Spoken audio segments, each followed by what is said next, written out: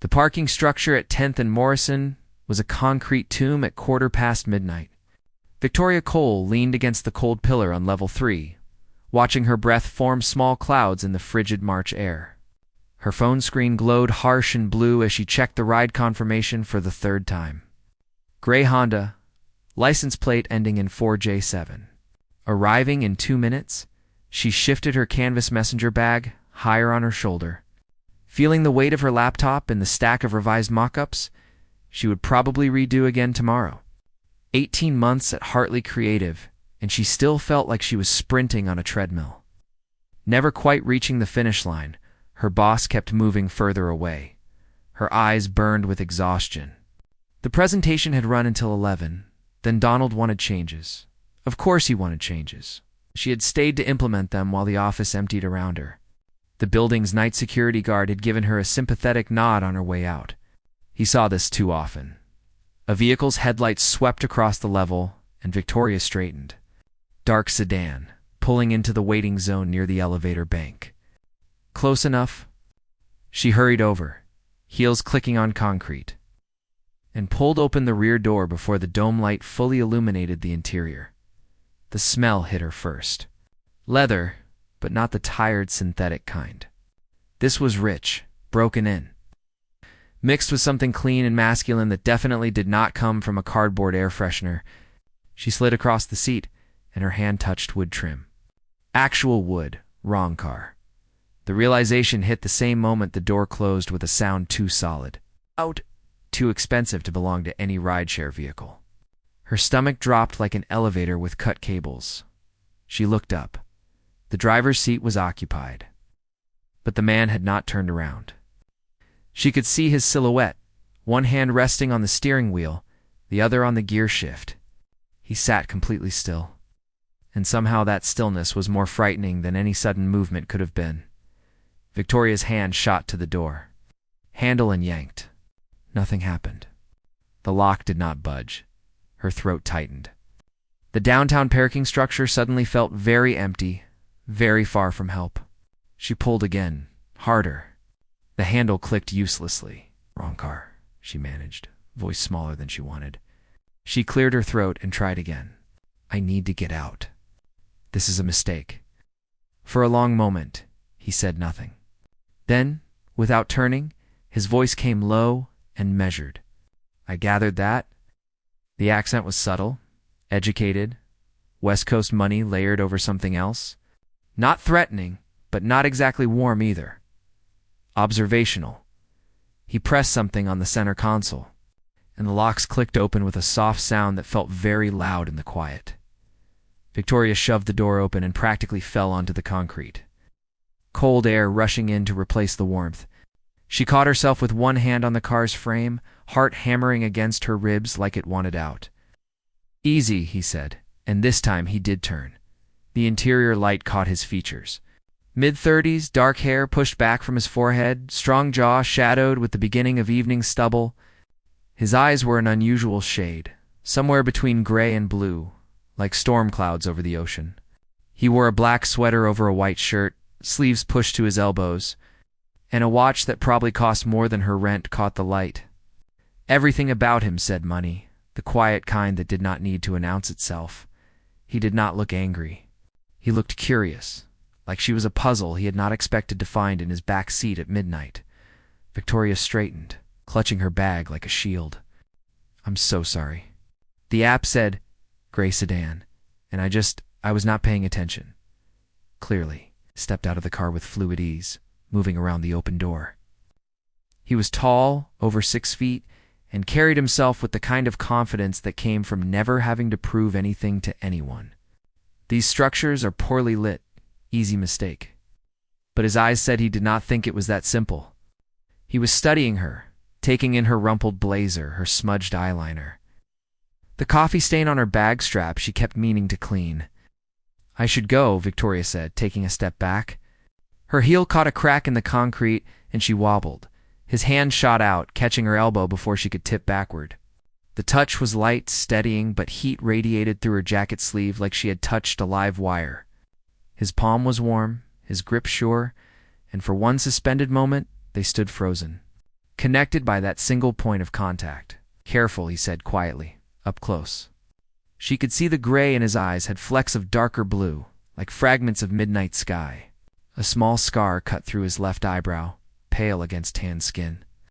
He smelled like cedar and something crisp, expensive cologne mixing with night air. Victoria pulled away and he let her go immediately, his hand dropping to his side.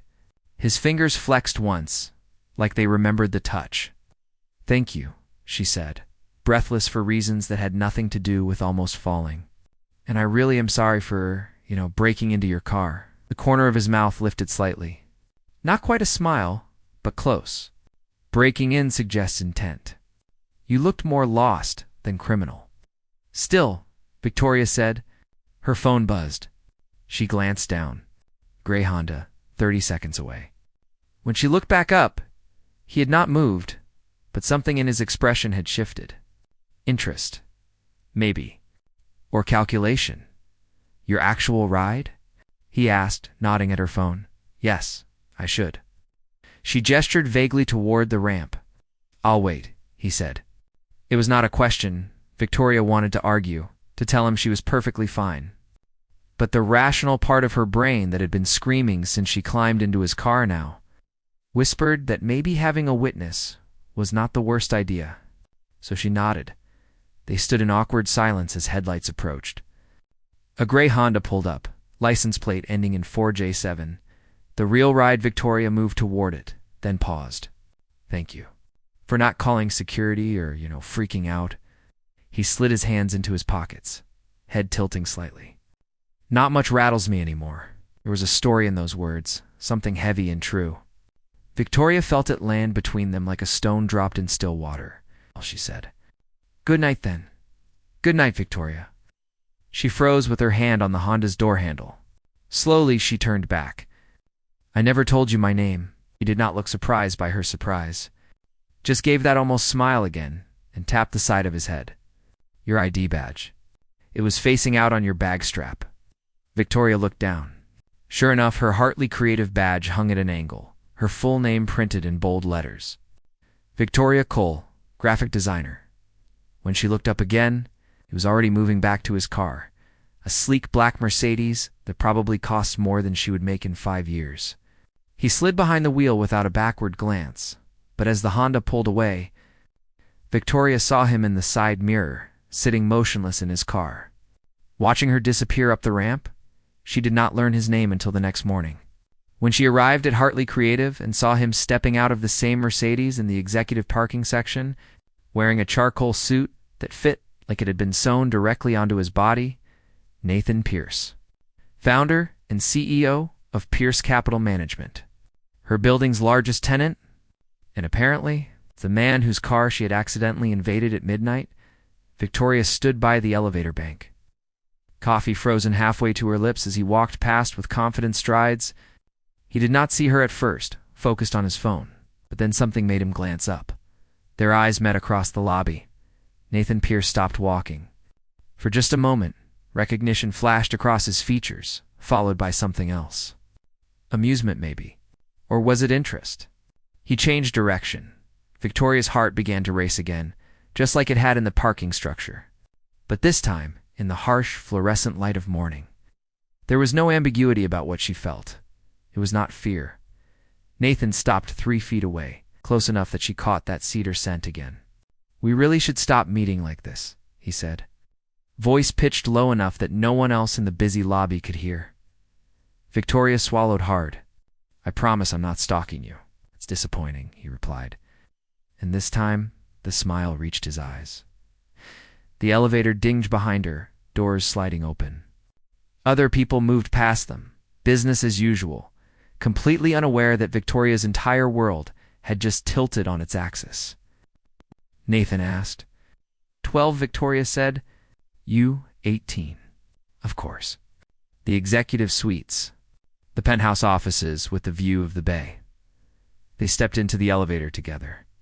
As the doors closed, Nathan pressed both buttons, then settled against the wall opposite her, hands in his pockets, watching her with those storm cloud eyes.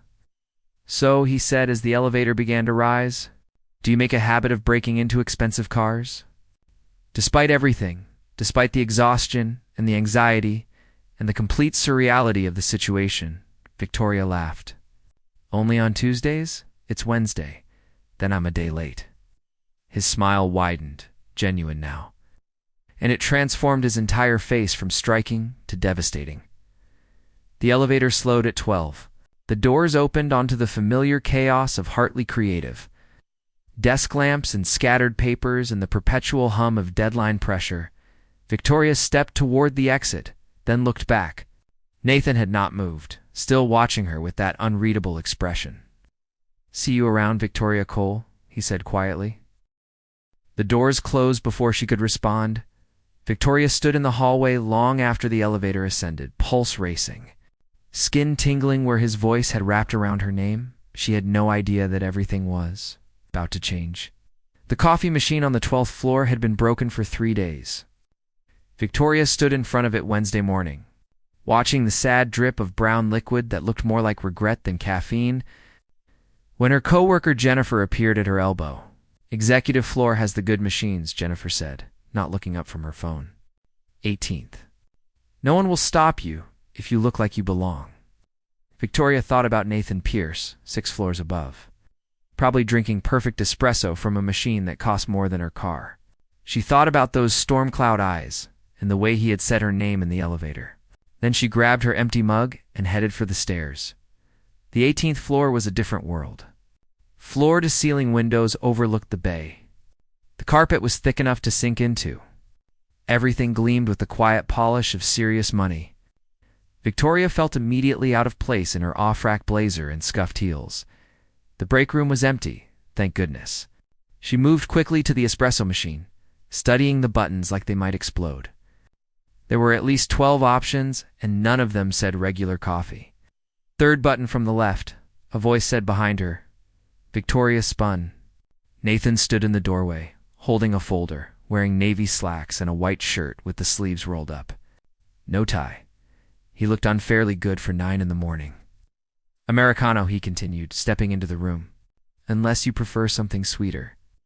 "I prefer functional," Victoria said, pressing the button. The machine hummed to life with a sound like contentment. "Our floor's machine died on Monday, I heard." Nathan moved to the window, looking out at the gray sky pressing against the glass. "Facilities was supposed to replace it yesterday. You heard about a broken coffee machine on the 12th floor?" Victoria watched him, confused. "Do you track everything in this building?" "No," he said simply. "Just the things that matter." Espresso machine beeped.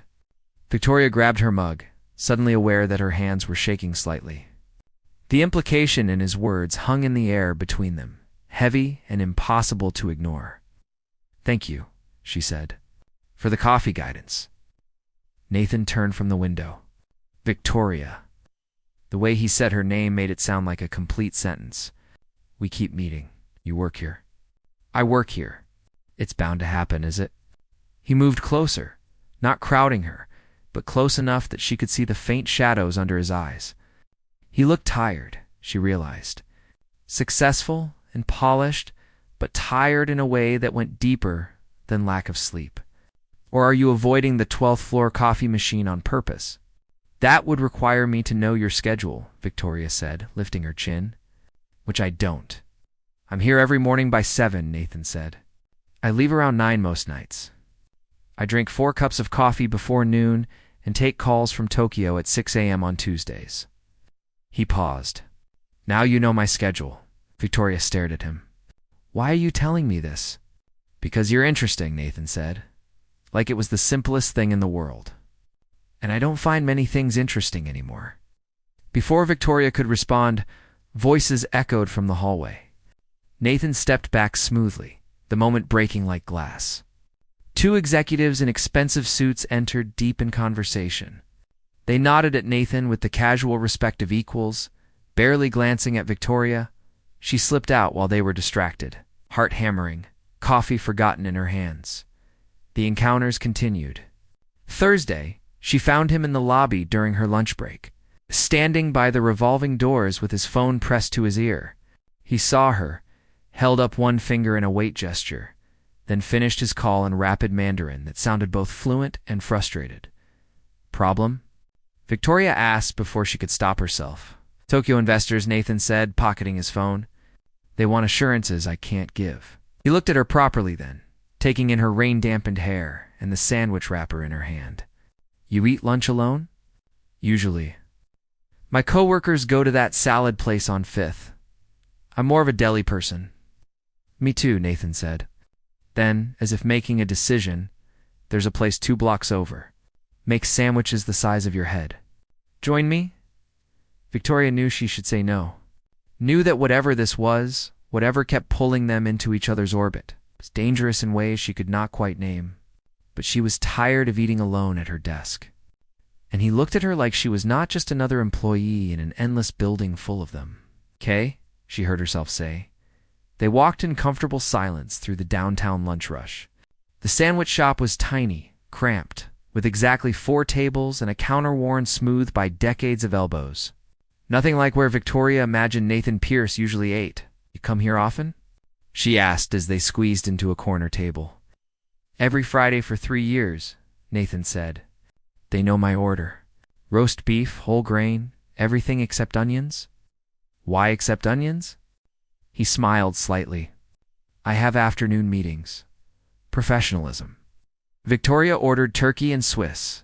They ate in the kind of silence that felt less awkward than it should have. Around them, construction workers and office assistants laughed and argued, the noise a comfortable blanket. Can I ask you something? Victoria said finally. Why Pierce Capital? Why finance? Nathan set down his sandwich, considering, my father built the company. I inherited it at 26 when he died. Heart attack, very sudden. His voice was matter-of-fact, but pain flickered behind his eyes.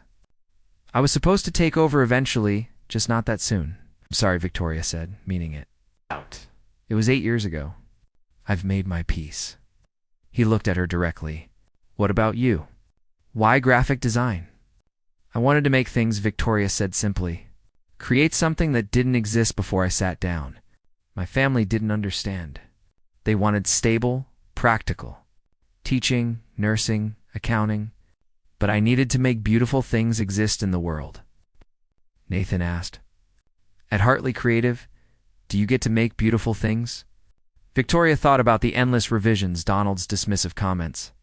The way her ideas got watered down until they were safe and forgettable. Not often, she admitted. But I'm learning. Paying my dues. How long are you willing to pay? The question hung between them, gentle but pointed. Victoria did not have an answer. By Friday, it felt almost natural when she found Nathan waiting by the elevator bank at 5:30. Clearly having timed his departure to match hers. This is becoming obvious, Victoria said. But she was smiling. Good, Nathan replied. I'm tired of pretending it's coincidence. They rode down together, and when they reached the lobby, rain was sheeting against the glass doors. The storm had arrived without warning, turning the street into a river. I don't have an umbrella, Victoria said. Staring at the deluge? Neither do I. Nathan looked at her, then at the coffee shop across the lobby. We could wait it out. He claimed a corner table, ordering drinks they did not really want just to justify sitting there. The coffee shop was warm, steamy from the rain outside, and as the minutes stretched into an hour, something shifted between them. Can I confess something? Nathan said, watching rain stream down the windows. I'm lonely. The admission was so unexpected, so raw, that Victoria did not know how to respond. I have everything, he continued. Money, success, a company people respect. I eat at restaurants with Michelin stars and fly first-class to meetings in Singapore. And I come home to an empty penthouse and realize I can't remember the last time I had a conversation that mattered. Until now. Victoria asked quietly. Until now? He confirmed. He looked at her. Really looked like he was memorizing her features.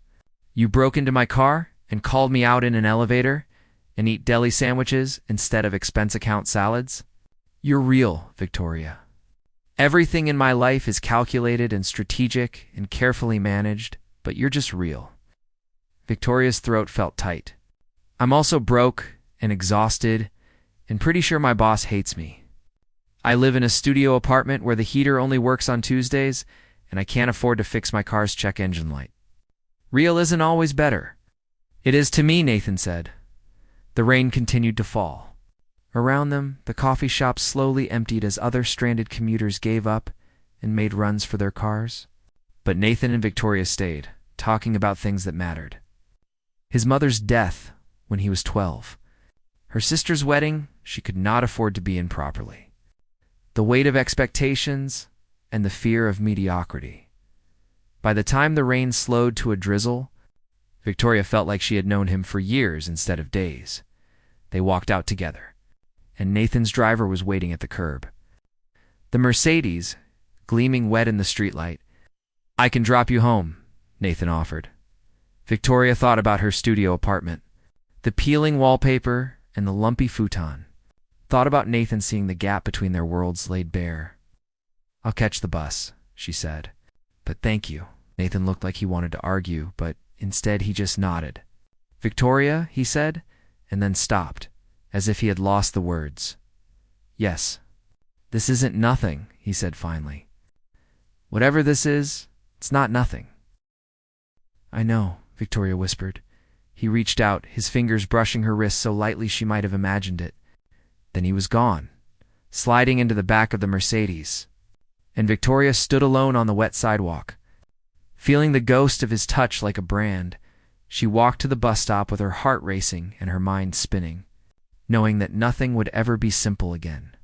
Monday morning arrived with the kind of cold that sank into bones and refused to leave. Victoria was running late, her bus delayed by construction, and she practically sprinted through the lobby of the building at 8:45.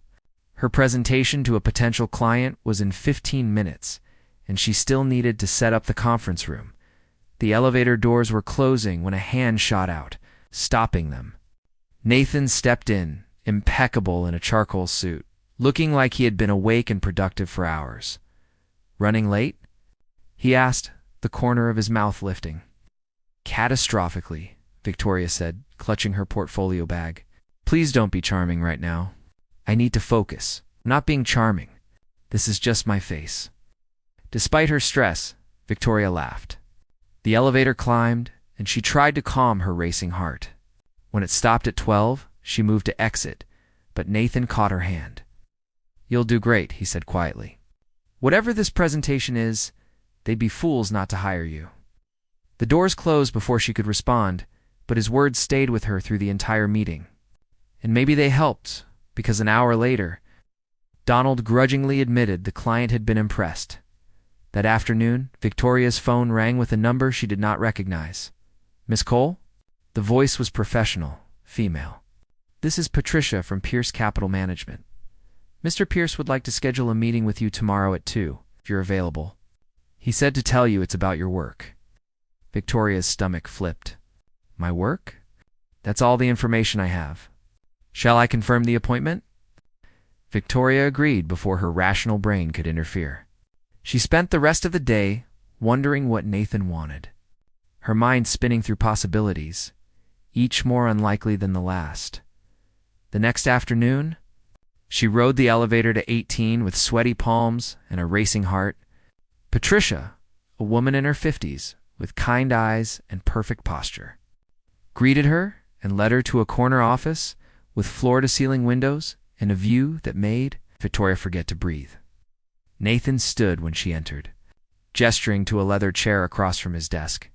The space was masculine and minimalist, all clean lines and dark wood.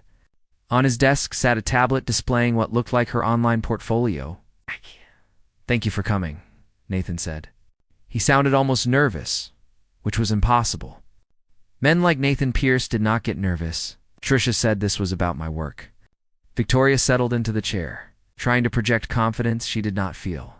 Nathan tapped the tablet, and Victoria's designs filled the screen. Her personal projects, the ones she posted online late at night when she could not sleep, the rebranding concept for a local bookstore, the poster series about ocean conservation, the logo she had designed for her friend's small business. These are exceptional, Nathan said. Bold, thoughtful, memorable. Nothing like the work I see coming out of Hartley Creative. Victoria felt heat creep up her neck. Those are just personal projects. Donald says they're too risky for real clients. Donald is wrong. Nathan leaned forward, his expression intense. Victoria, I've been watching the work Hartley produces. It's safe, forgettable. But these, he gestured at the screen, these have vision. It's personality. They tell stories. Why are you looking at my portfolio? Victoria asked, though part of her already knew. Because I want to invest in you, Nathan said simply. Start your own studio. Take on clients who value creativity over safe choices.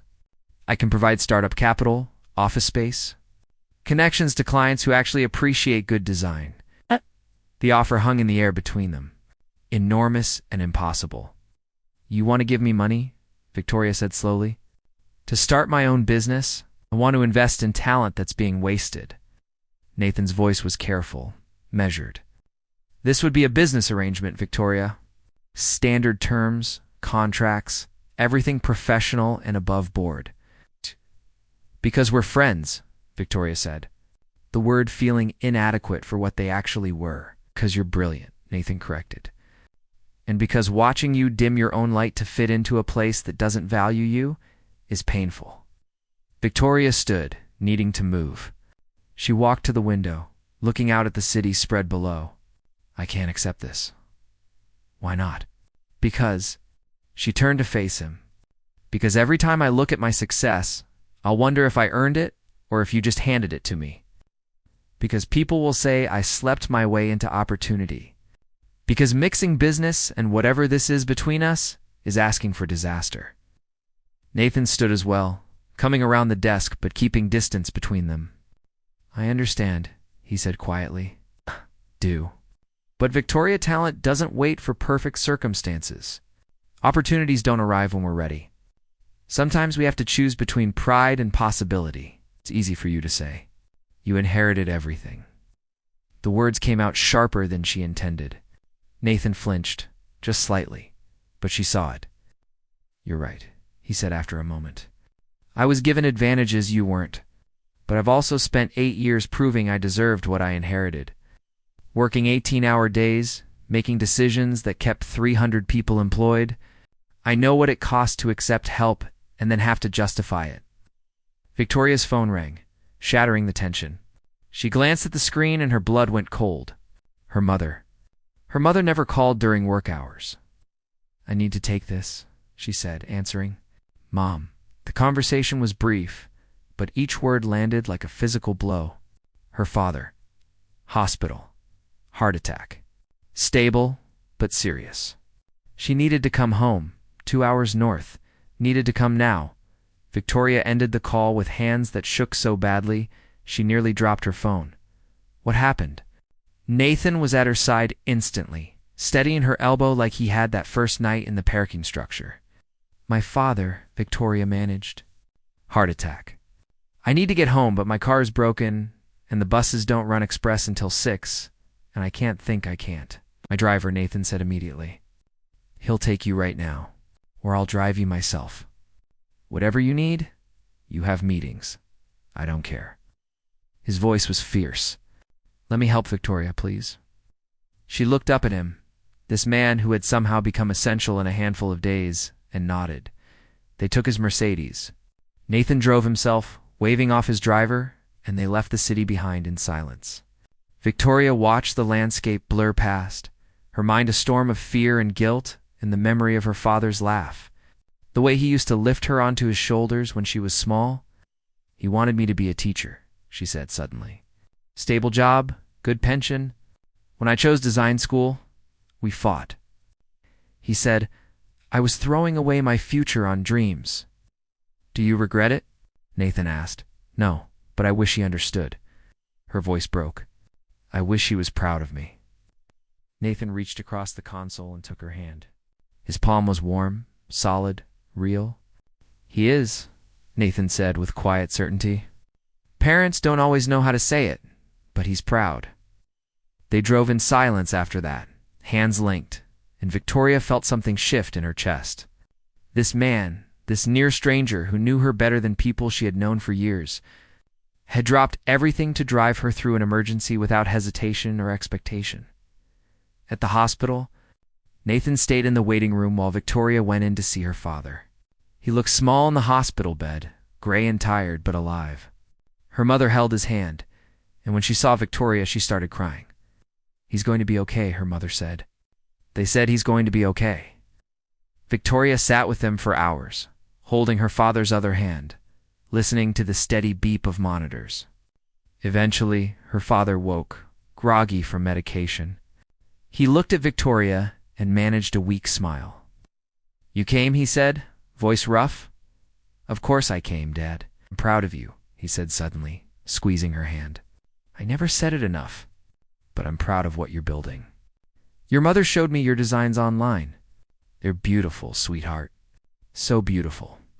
Victoria cried then, letting go of years of holding everything together. And her father patted her hand, the way he had when she was little, and scraped her knee. It was late when she emerged from the room. Nathan sat in an uncomfortable plastic chair, tie loosened, reading emails on his phone. He looked up when she approached, and something in his expression made her heart contract. "He's okay," Victoria said. "He's going to recover," Nathan said simply. He stood, pocketing his phone. "Are you staying the night?" "Yes. My mom needs me. I'll come back tomorrow to drive you home." "Nathan, you don't have to do that." He stepped closer, close enough that she could see the gold flecks in his gray-blue eyes. "I know I don't have to. I want to. There's a difference." Victoria looked at him, this man who had invaded her life in a parking garage and somehow made everything brighter, more complicated, more real. "Why?" she whispered. "Why do you care so much?" "Because," Nathan said, reaching up to brush a strand of hair from her face, his touch gentle. "Somewhere between you breaking into my car and now, I fell for you. Completely, inconveniently, irreversibly." Victoria's breath caught. "Nathan, you don't have to say anything," he continued. "And the investment offer stands regardless, no strings attached. But I need you to know that what I feel, it's real. You're not a project or a distraction. You're the first person in years who makes me remember what it feels like to hope for something beyond the next quarterly report." Victoria made a decision. She stepped forward and kissed him, soft and brief but certain. When she pulled back, Nathan looked stunned. "I fell too," Victoria said quietly. "I've been terrified to admit it, but I fell the moment you handed me my wallet and called me by name." Nathan's smile was slow, transforming his entire face. "We're going to figure this out," he said. "The business, the differences between us, all of it. But right now, your father needs you." "I'll get a hotel nearby and see you tomorrow. Stay with my family tonight," Victoria heard herself say. "My mom makes breakfast for everyone when she's stressed. She'll want to feed you. Are you sure?" Yes. And she was, completely. They walked back into the hospital together, hand in hand, and Victoria felt something settle in her chest. Fear and hope tangled together, uncertain and perfect and absolutely right. 3 months later, Victoria opened Cole Design Studio in a small office on the 4th floor of Nathan's building. Rent paid at market rate through a business loan she insisted on. Her father came to the opening, still recovering, but healthy enough to beam with pride. Nathan stood in the back, watching her cut the ribbon, and when their eyes met across the room, she saw everything she needed to see. Love was not about perfect timing or equal circumstances. It was about choosing each other, again and again, through fear and pride and all the complicated spaces in between. Victoria had chosen, and so had Nathan. And together they were building something far more valuable than either of them could create alone. A life, a future, a story that was only just beginning.